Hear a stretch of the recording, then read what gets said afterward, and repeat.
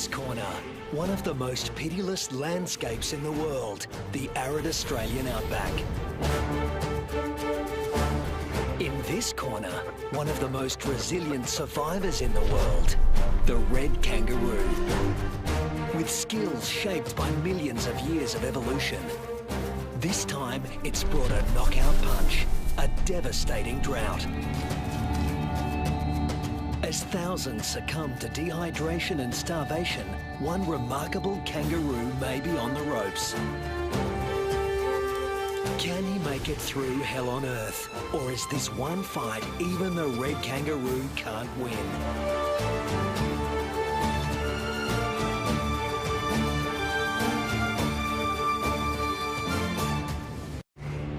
Australia, the oldest continent on the planet. Almost 3/4 of it looks like this. At its centre, it gets 5 inches of rain a year.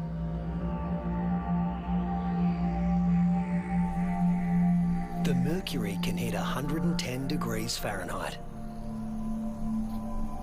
But the hardest part for those who live here is the climate's unpredictable personality. This is a place where there are no true seasons, only moods. To make it here, you need to be able to roll with the punches and shift gears in a hurry. The acknowledged master of that art in the Australian outback is the red kangaroo, the largest marsupial in the world.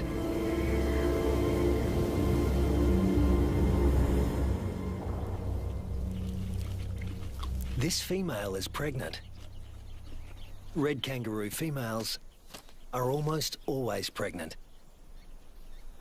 They've evolved to adapt their reproductive systems to the unpredictable whims of the environment.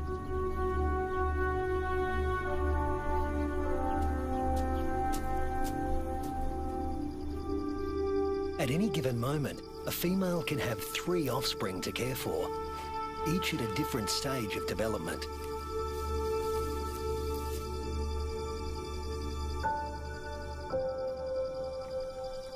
This is number 1, the peanut.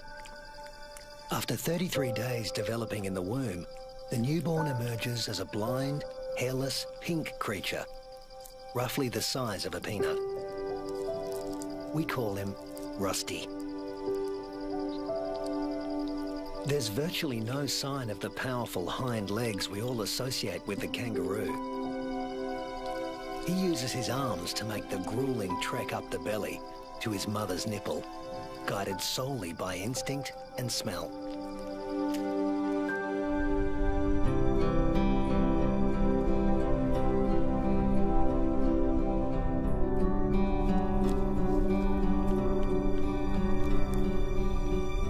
Almost immediately, the female goes into heat again, releasing hormones that stimulate ovulation.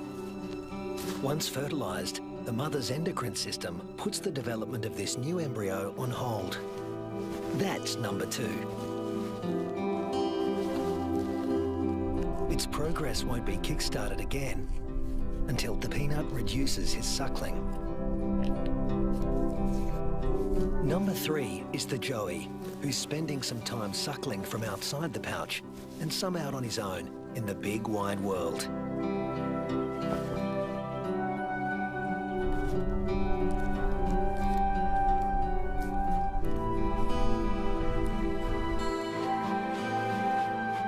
The female is a living assembly line of young at various stages of development. But when times are hard, the system has to be ruthless. She will cut off nutrition to the peanut in her pouch, and when it dies, she'll restart the embryo's development to take his place.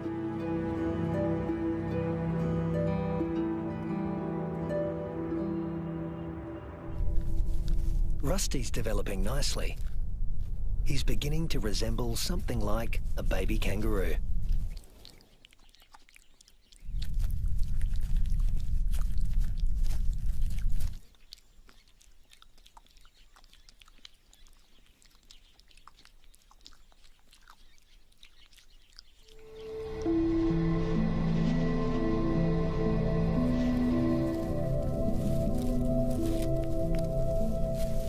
Now 3 months old, he can hear all the sounds of the world he'll soon be inhabiting.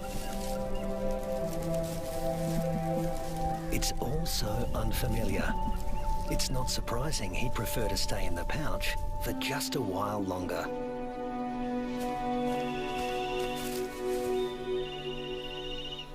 There's plenty of...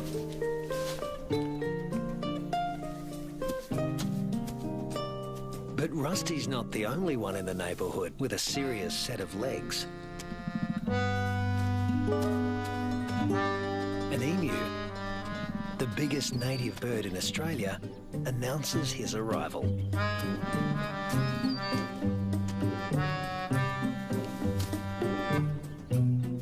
His skirt of feathers absorbs 80% of solar radiation, leaving the skin underneath cool. And this dad needs a cool head. In the emu world, dads take on all parental responsibility.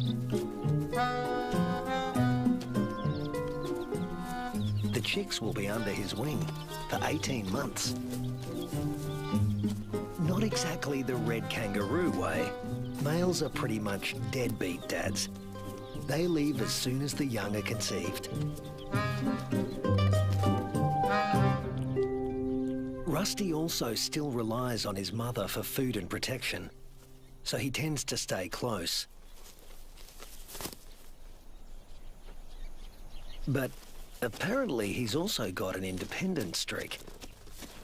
Maybe there's even more fun out there. Soon he leaves the rest of the mob and is in uncharted territory. Not a good place for a baby kangaroo to be.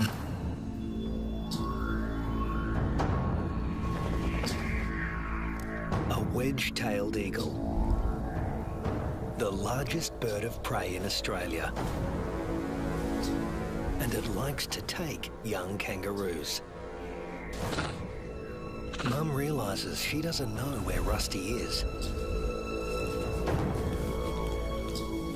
But the eagle does.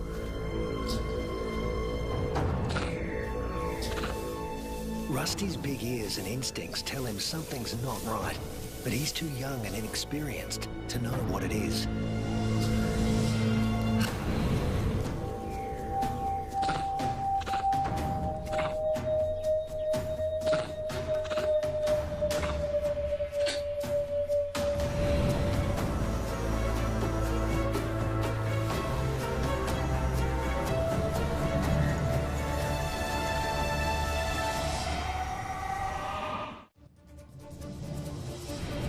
No sooner has Rusty left his mother's side than he's in trouble. With the bone-crushing power of her talons, the eagle could seize Rusty and drag him to his death. But suddenly, there's a flurry of panicked activity nearby. A rabbit is running for its life.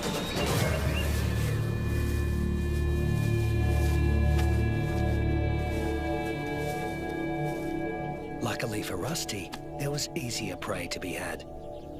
This time,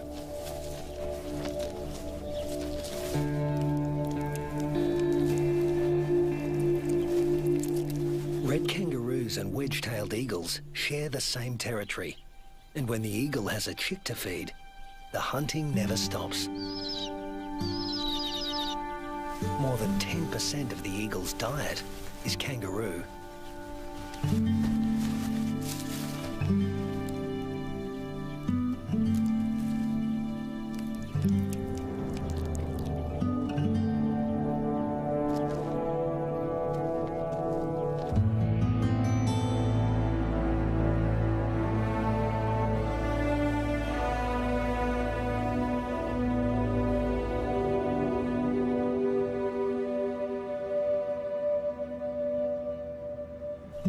Rusty is now 8 months old and a full-fledged joey, a juvenile that spends all his time outside the pouch.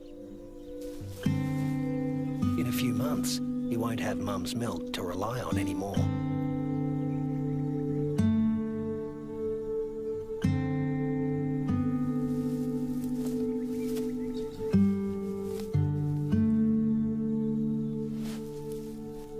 father will start tapering off his milk supply because there's another bun in the oven and it needs the nutrition. Mum's body now produces two totally different types of milk. A more dilute one for his tiny sister and a richer one for him. Each dispensed from its own nipple.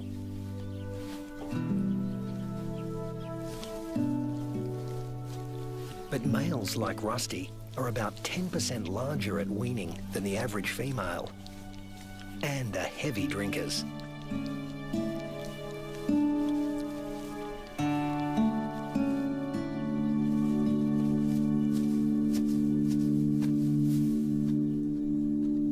This is the kangaroo version of tough love. Rusty's mother cuts him off completely.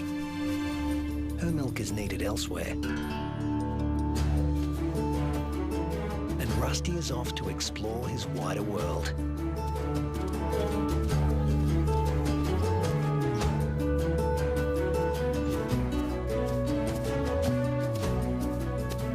Before long, he happens on another group of kangaroos.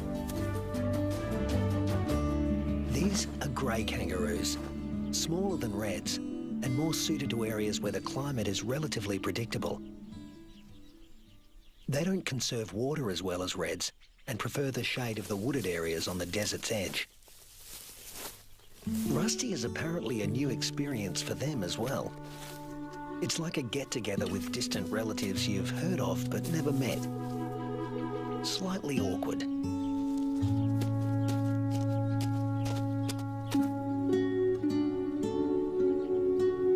And here comes another branch of the family, wallaroos.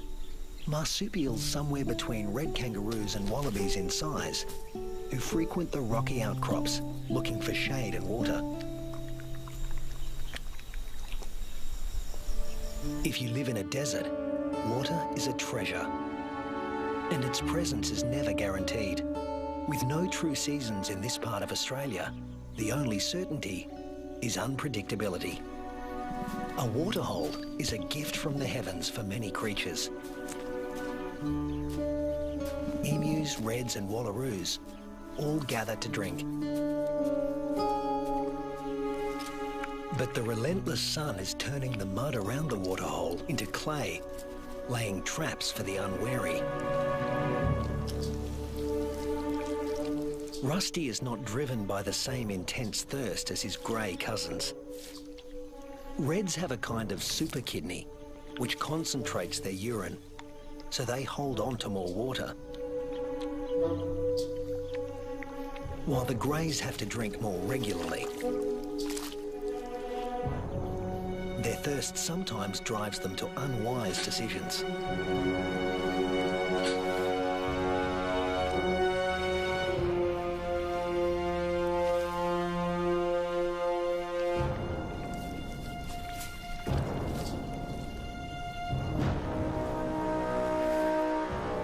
This young grey is in trouble, deep trouble, and he's drawing some unwanted attention.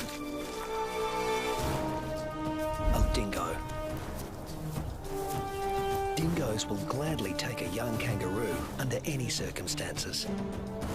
A joey stuck in the mud and unable to flee, that's just too good to resist. The other kangaroos can't help him. His fate is sealed. Even at the tender age of 18 months, Rusty has the good sense to get out of Dodge in a hurry.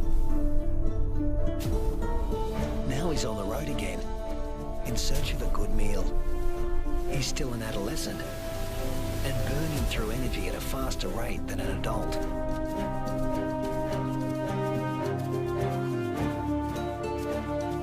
Kangaroo mobs can number in the hundreds, but this one is relatively small.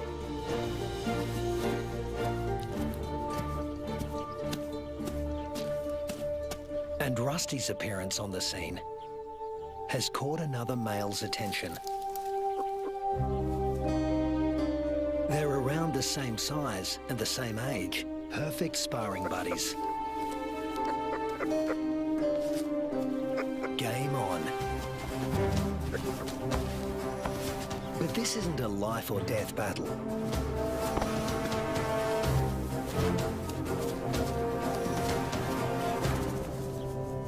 What they learn here will be crucial in later life, when the stakes are higher.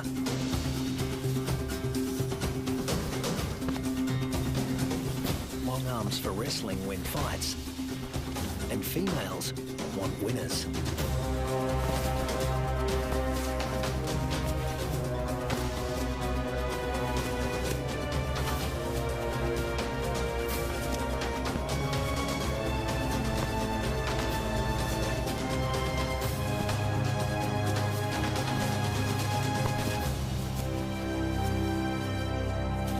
Rusty doesn't come out on top this time, but the boxing experience is invaluable. At this age, the learning curve for a kangaroo is steep and full of surprises. A sudden rustle in the dry grass spooks the gang he's hanging out with.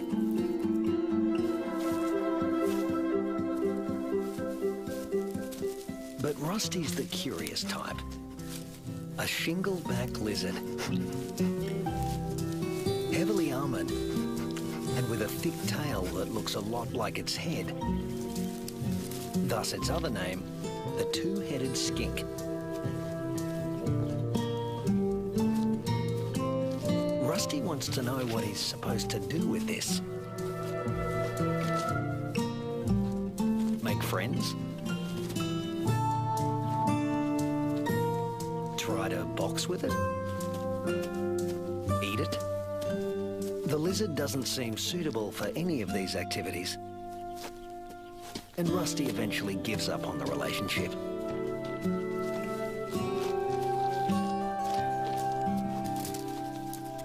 This part of the Central Australian outback has been hot and dry for weeks. The plants have been picked clean. When food sources dry up like this, red kangaroos are superbly adapted to survive. Still, even they can't live without water. But something is happening 100 miles away.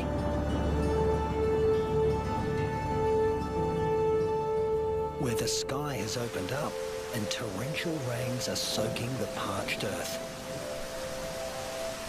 These waters will end up in the Channel Country and be funneled inland hundreds of miles away from their origin. The channels are dry now, but because the region is low-lying, they won't be for long.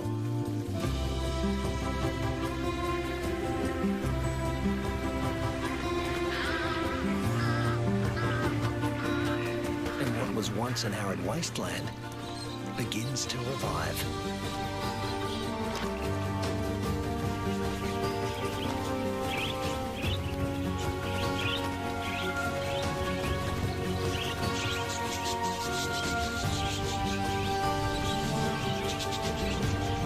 From the swirling flocks of budgerigars to the dingo mum and her pups, all are drawn to the life-giving waters.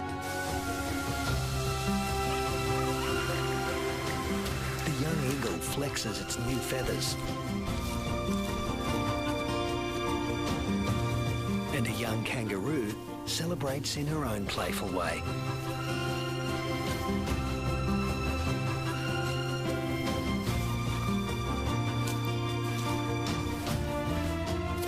Emus are water guzzlers, and adults can drink up to 4 gallons a day. Like all emus, the chicks revel in a cooling bath.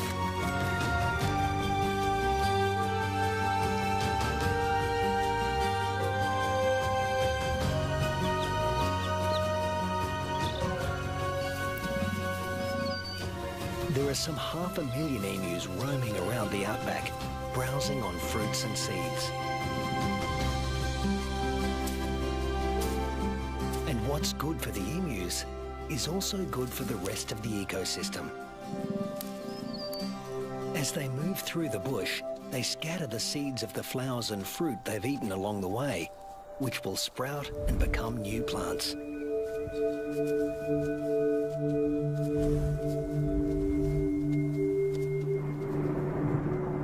The weeks turn into months. Rusty Red kangaroos are built to get where they want to go. Unfortunately, sometimes, especially when they're inexperienced, they get someplace they really don't want to be.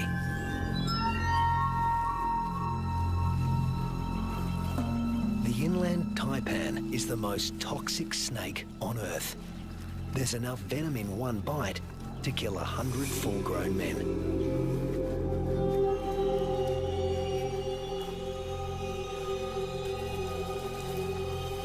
And it specialises in killing mammals.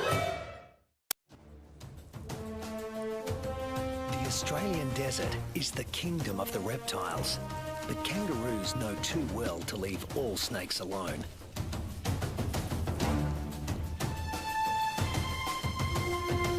Brown snakes kill more humans than any other snakes in Australia.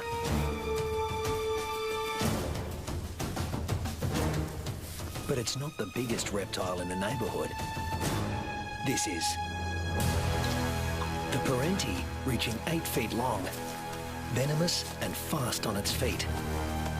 A large parenti will eat a small kangaroo. But today, it's got its eye on an eastern brown snake.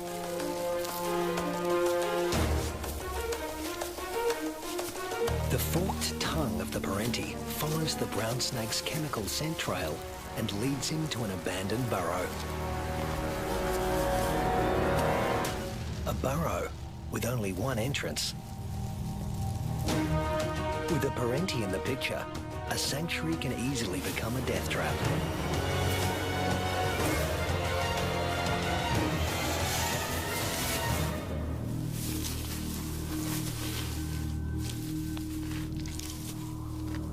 The body of one fearsome reptile disappears into the body of another.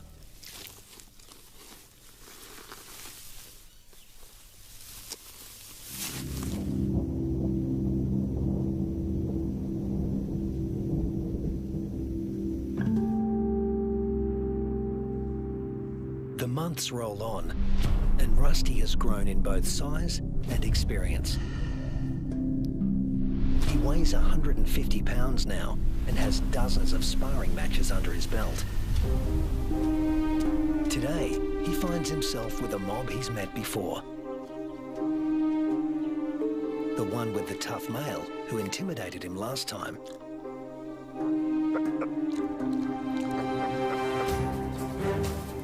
But that was 5 years ago, and Rusty's not running away this time. Each tries to attack his rival's head. Each instinctively keeps his own head back out of range. Although highly ritualized, fights between dominant males can mean a future as king or a loner, depending on the outcome. Testicles can be retracted. Don't want those damaged. Rusty, with the darker fur, is putting up a good fight, but the alpha male is more experienced.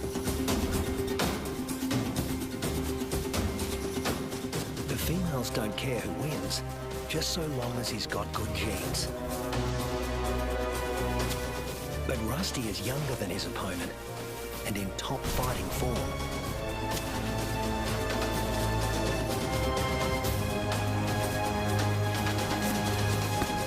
Finally, the king goes down. Now the mob is paying attention.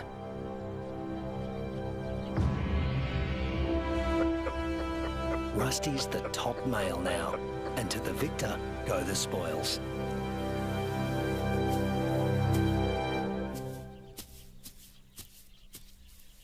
His first choice is this female, though he needs to give her urine the sniff test to make sure she's ovulating.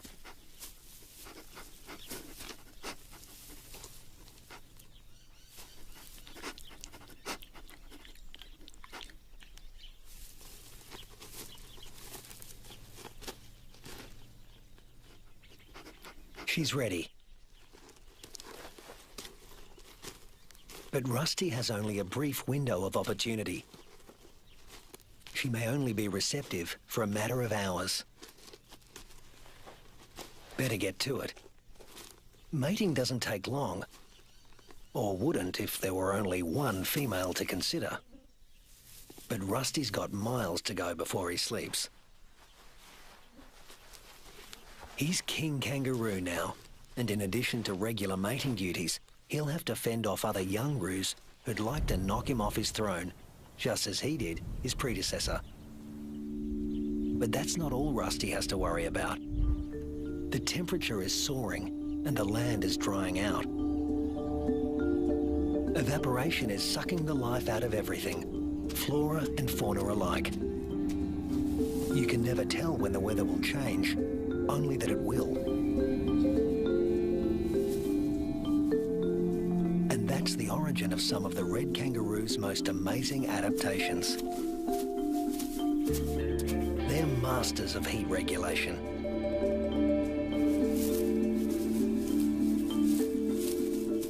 The fur on their backs reflects about 30% of incoming heat and keeps their skin cool, the blue parts of this thermal footage.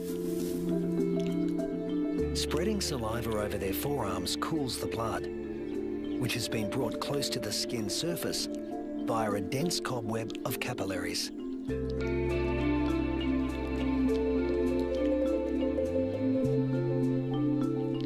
With temperatures simmering above 100 degrees for over a week, a third of the males have already become infertile. If these temperatures were to continue for 3 more months, the number would more than double. Reds defend their sperm by licking their scrotums to keep them cool. And in contrast to their battle strategy of retracting the scrotum, males let their testicles hang way down below their overheated trunks, keeping them about 7 degrees cooler than at their cores. The sand, even a few inches down, is cooler than at the surface. Red kangaroos dig until they reach cooler soil, and then,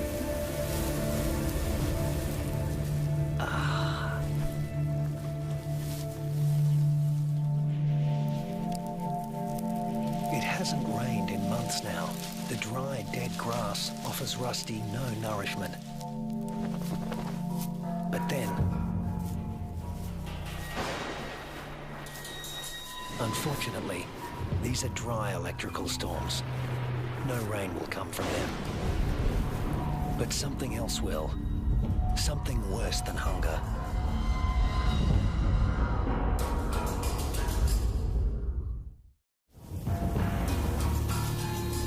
Lightning has ignited the dry grass of the outback. The kangaroos can easily outrun a grass fire. Almost 10% of arid Australia can burn like this in a single year. In a matter of hours, the fire consumes what little forage there is. Rusty has to move on. But there's really nowhere to go. Not this time.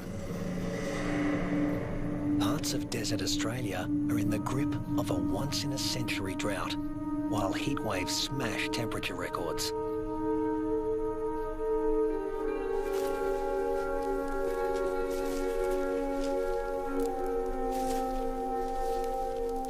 Nothing that lives here has ever experienced anything like it, Rusty included.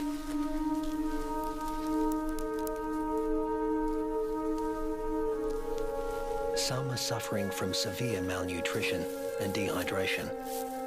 But if anyone can survive this, it's a red kangaroo. Human bodies are about 60% water.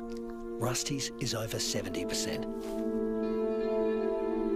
Even in a heat wave like this, he can survive levels of dehydration that would kill most humans.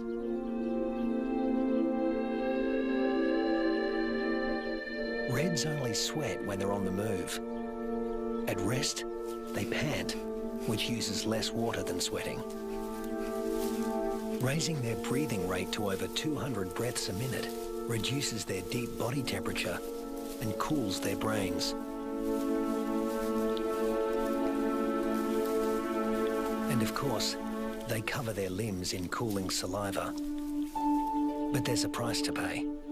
Licking uses up precious water, If the drought continues much longer, this form of cooling will be too costly. The kangaroos stay under whatever shade they can find. When times get this tough, females switch off their milk supply. Maternal instinct is strong, self-preservation is stronger. Unweaned offspring outside the pouch are the first to die, and the young in the pouches are next. As it dies, the female reactivates her waiting embryo. But if the drought persists, it too will die, and she will stop reproducing altogether. Even Rusty, one of the strongest, is in trouble. In these conditions, the males are the first to succumb, especially the largest, who, like Rusty, need more food.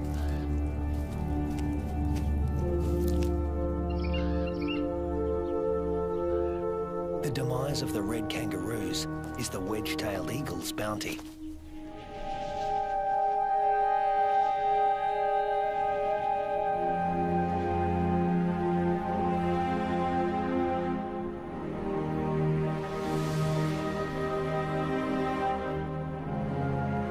And it's not just the kangaroos that are suffering. The drought is taking its toll everywhere. Predators turn on each other to protect a tiny piece of rancid meat.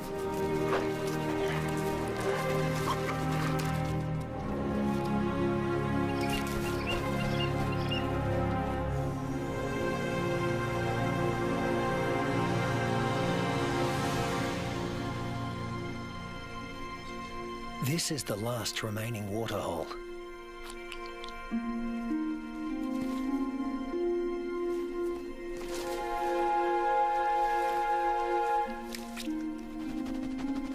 It's stagnant and salty.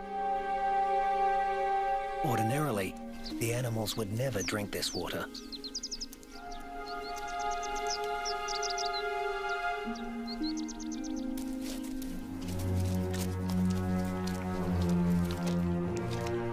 But desperation drives them.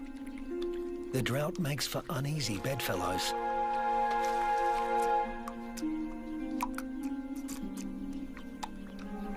This is a sign of things to come. Heat waves in Australia are becoming hotter and more frequent.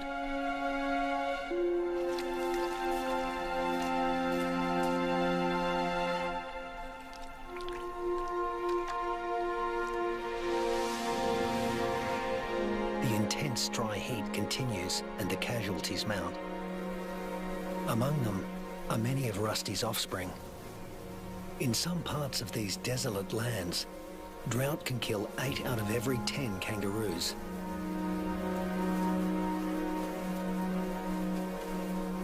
But Australia's desert inhabitants are a resilient bunch.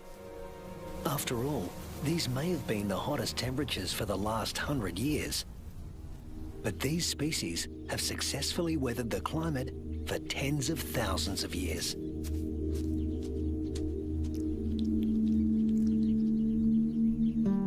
And Rusty is still here, conserving his energy and biding his time. A change is going to come. It always has. After 12 months of merciless drought, the landscape is dotted with the remains of those that couldn't hang on any longer. But in the Australian outback, all bad things come to an end. Eventually. Thunderclouds are gathering in the distance. Rusty seems to sense a change in the weather. Somewhere there is rain, and where there is water, there will also soon be food. He just has to get there.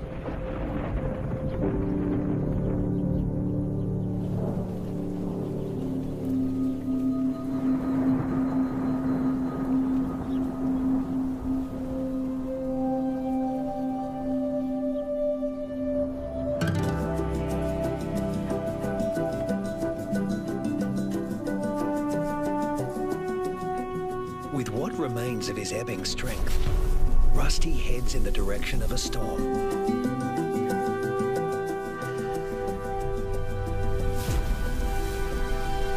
As do the other red kangaroos that have made it this far.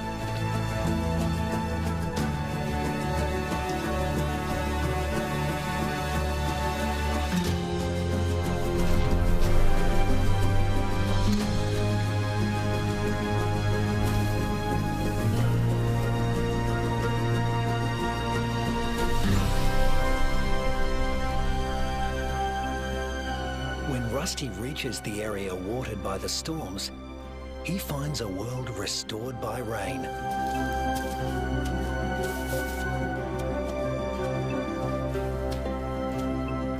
Plenty to eat, plenty to drink. You can almost see the relief and joy in their hopping.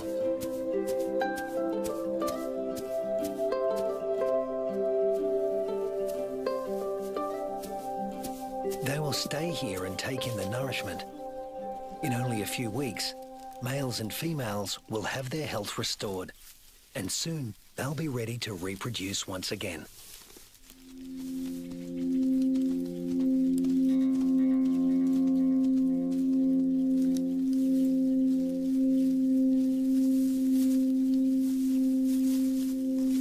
But before that can happen, they have to make it through this. A pack of hungry dingoes.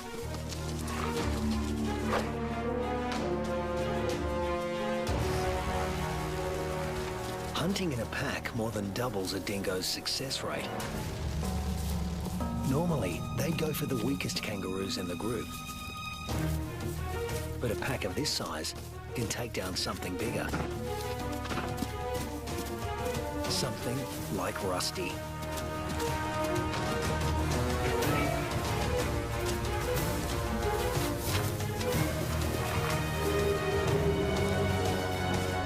Luckily, his strength is completely restored, and he can travel at full tilt. Rusty doesn't accelerate by bounding faster, but by bounding further. He lengthens his leaps, at times covering 25 feet in a single bound. Once he gets past 10 miles an hour, Rusty rockets along with little extra effort, while the dingo's forelegs need to move ever faster. Now hitting 25 miles an hour, Rusty's only using about half of the energy the dogs are putting in.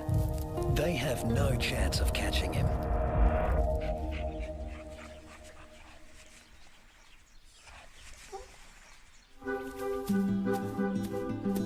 Now Rusty can turn his attention to replacing the offspring lost to the drought.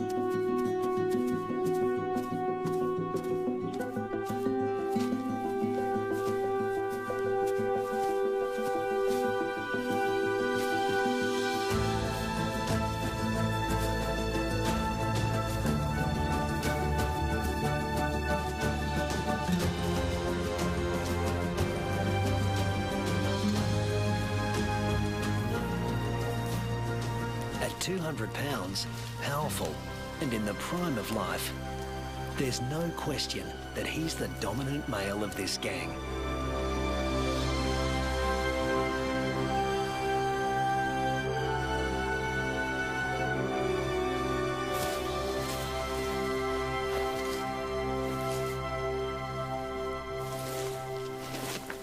The young he-fathers will need an advantage to survive a world as harsh and unpredictable as this one.